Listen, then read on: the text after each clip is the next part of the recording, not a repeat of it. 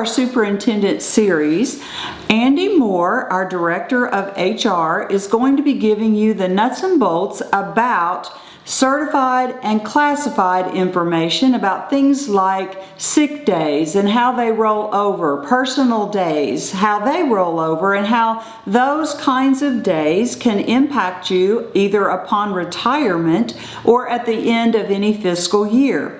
So Andy Moore has all those answers. You can watch this series. If you're certified, we have one for you. If you're classified, we have one for you, because sometimes that information gets mixed up and it's very different for each one of those classifications. So if you have further questions, please call Andy Moore and he'll be glad to give you personal attention on your individual questions. Greetings, Shelby County employees. My name is Andy Moore. I'm the Human Resource Director, as many of you might know, but for those of you that I've never met, greetings. Today I am going to talk to you about all of the sick days and personal emergency days that you have available to you as an employee. And to start off, I'm going to start covering your sick days.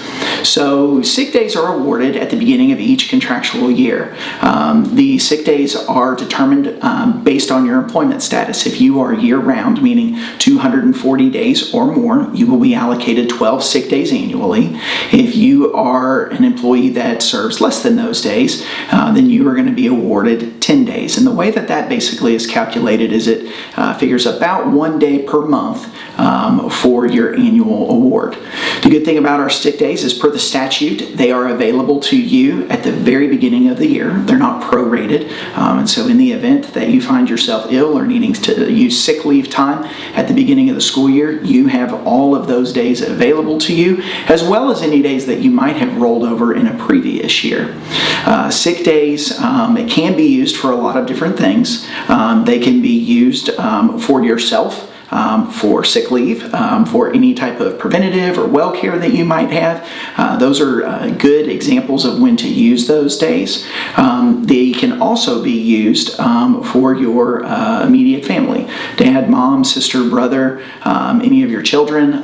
If you have to support them with any type of medical needs that they might have, whether or not it's going to appointments with them or depending on their age, either on the older side or the younger side, you might need to accompany them in their home or at an appointment.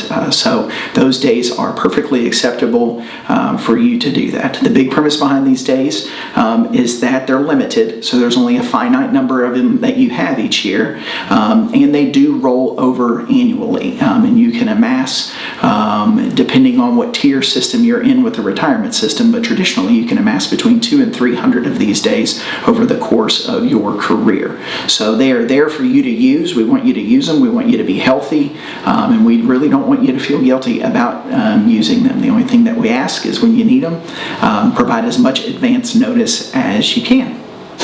The next type of day that I would like to speak with you regarding are personal emergency days. And so I'm going to lump these 2 days together and give you a little bit of understanding from a statutory requirement with the regs why they kind of are the way they are. So per the regulations in Kentucky, we can award up to 5 days total, 3 of which can be named personal days. The other 2 are emergency days. So people have often asked, why can't we just make them all personal days, or why can't we all just make them multi-use days? And it's really because the regulations with the state of Kentucky limit us on how we can use them. So you've got a total of 5 days that you can use, 3 of which are personal days, 2 are emergency days. Now the personal days have to be approved in advance by your supervisor, and those days can be used for whatever reason you might think of. It might be an extended weekend, it might be just a day that you need to do something personal, take care of those kinds of things, whatever it is. And you don't have to provide a reason for those days to your supervisor.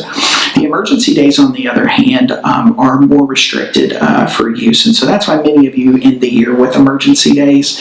And those days technically have to be approved by the superintendent, but I'm the one that approves those on behalf of Dr. Sugg, and I communicate fairly regularly if there's something that is a little bit of a different circumstance with her, to work with her on those days. But for the most part, those days are utilized for legal proceedings, which include house closings and some different things with court where you might be remanded to attend court on a a particular day. They're also used for things like bereavement, for funerals in the event that you have a loss in your family, and you use those days. You can also use sick days for bereavement, so I want to make sure that you know that as well. Some people might need a week or a little bit more time off. Those 2 days aren't quite enough. So that's that's available to you. And the other is that natural disaster thing. And this is one that often draws a little bit of emails back and forth when things just happen. And those are going to be those things in the size and magnitude of tornadoes, earthquakes, things like that, things that are out of your control, flooding. And again, that flooding can be a couple of things. It can be a water heater ruptures and your whole entire basement is flooded. That would definitely be a reason for you to utilize an emergency day. But if those 2 days aren't enough to take care of whatever that emergency is, you would then need to dip into those personal days, because those are the only days that you really have to use for those times. So oftentimes I tell people you're safe to use 1 or 2 personal days to do some personal fun things, kind of take a break.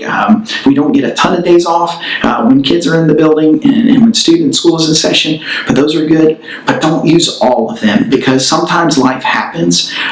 Pets aren't covered, unfortunately, in the statute, and we've got a lot of furry loved ones in our homes, and at times if you have to care for one of those creatures in your house, you might need to use a personal day in the event that you lose one, or in the event that you've got to attend a veterinarian appointment for one of your furry loved ones that you've got, or maybe we've got some horses where we are in the saddlebred capital of the world, so if you have to maybe care for your horse one day, that would be a good use of your personal time. So guard those days. Any of those personal days that you do not use throughout the course of the year do turn into sick time the next school year. So our payroll department works at the tail end of June to see who had remaining personal days, and they do turn those over. So they're not use them or lose them days. The emergency days are, but the personal days, in the event that you don't use them, they turn into sick days for the next year. So there is some good reason to save those days. All right. In continuing our conversation with sick days, let's talk about some end of career planning, perhaps. Whether or not you're in the certified side of our workforce, or whether or not you're on the classified side of our workforce, sick days will pay dividends at the end of your career, should you retire here in Shelby County, or should you retire in another Kentucky school district. So let's talk about our certified workforce. Now, we have 4 different tiers in our retirement system. So I'm going to speak a little bit generally, but know that in those different tiers, whether or not you're tier 1, 2, 3, or 4, and everybody's a little bit different depending on when your original hire date was. Maybe not in Shelby County, but your original hire date was. Everybody's going to be a little bit different. So the sick days are going to calculate a little bit different. So at the end of your career, let's say you have 100 sick days, you're going to be paid out for roughly 30% of those days at whatever your current daily rate is. So obviously you're at the end of your career, your daily rate is at the highest it's ever going to be. You will get paid out for those days. It'll be one lump sum payment, and you can either choose some tax deferred models, some things to put that straight into, or you can simply take that and buy the boat perhaps that you've always wanted to buy. You've saved up your sick time for the purpose of buying a boat or a motorcycle or something fun. You have the opportunity to do that as well.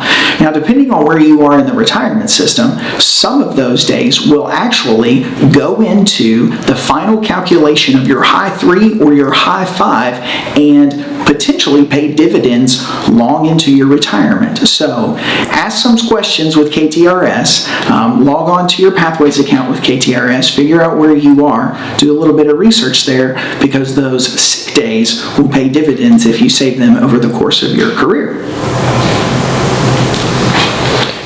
And to finish out our sick day discussion, I want us to talk specifically about our classified workforce. Now, our classified workforce is very similar to certified.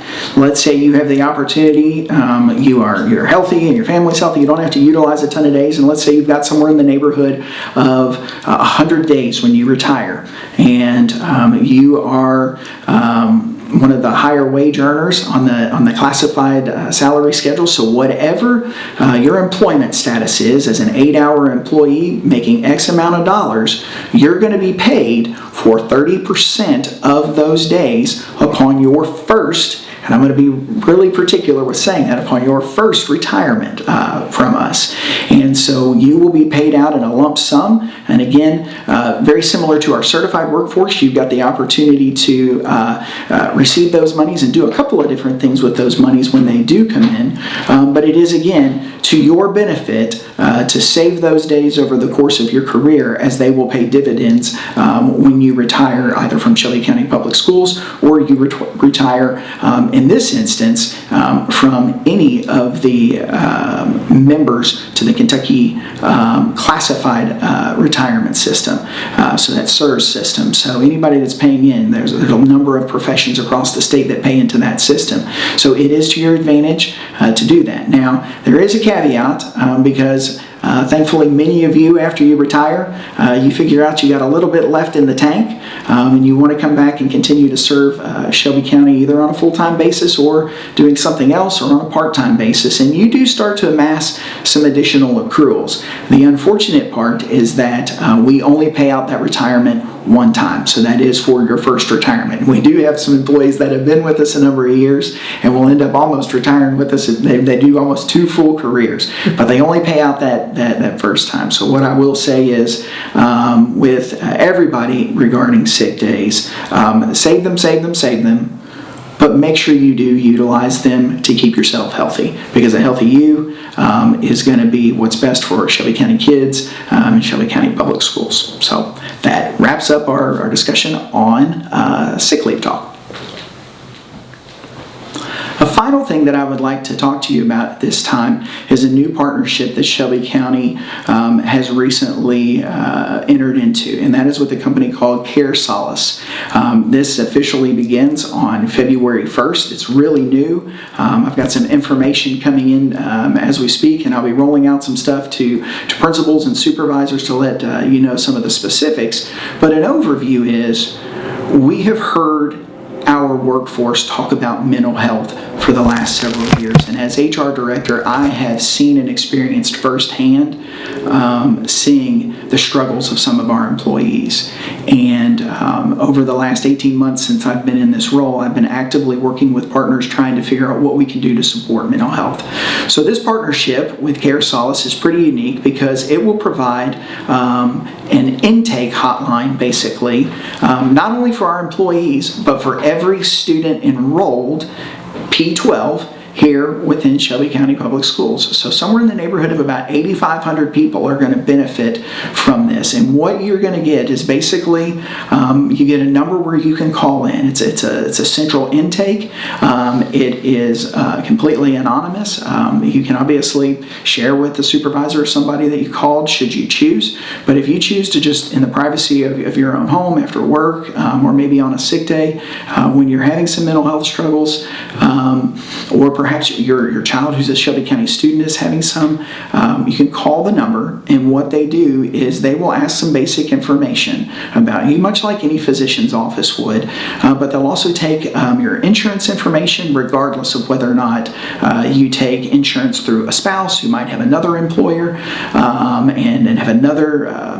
means for health insurance, or perhaps through the state, one of the state systems.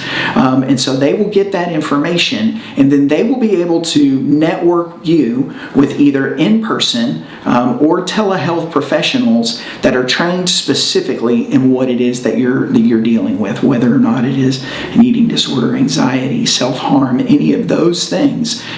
They will be able to get a specialist networked with you that your insurance will work with.